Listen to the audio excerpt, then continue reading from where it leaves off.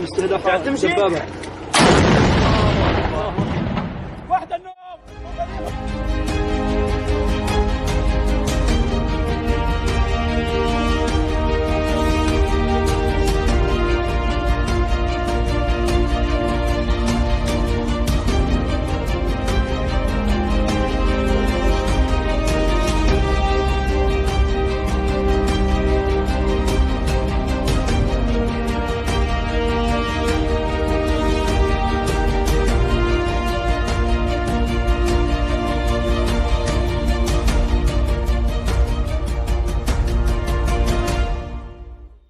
Jewish settlement leader Israel Gans looks out over the West Bank hills, which he calls by the biblical name Judea and Samaria, and where wine has been made for thousands of years.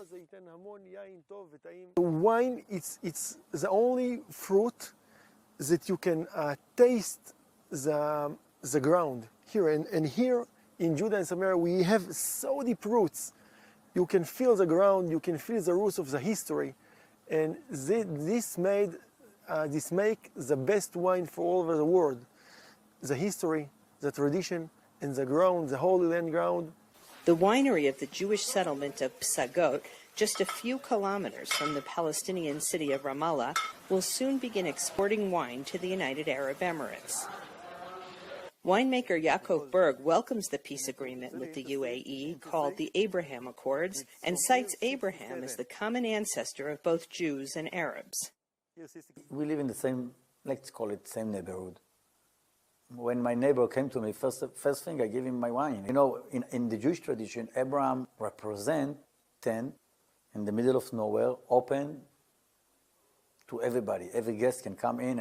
When Psagot's wine is exported to Europe, the EU labels it made in the West Bank. But in the UAE, settlement products will simply be labeled made in Israel, a move that angers some Palestinians.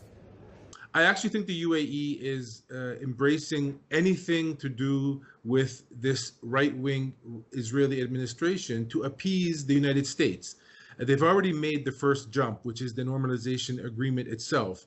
And I think once that took place, they have gone overboard in trying to make sure they show the Americans that they have no hesitation whatsoever to support the U.S.'s main ally in the region, Israel. Since the Abraham Accords were signed in September, 150,000 Israelis have visited the Emirates.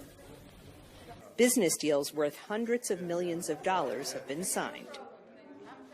And what we're seeing with the forming of these relations with the UAE, for instance, is that the understanding that at the end of the day, business is business.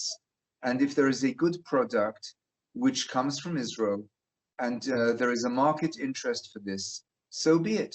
UAE markets are enthusiastic about Israeli exports, including those from the West Bank settlements. And there is even talk of establishing a road link to transport Israeli goods to the UAE.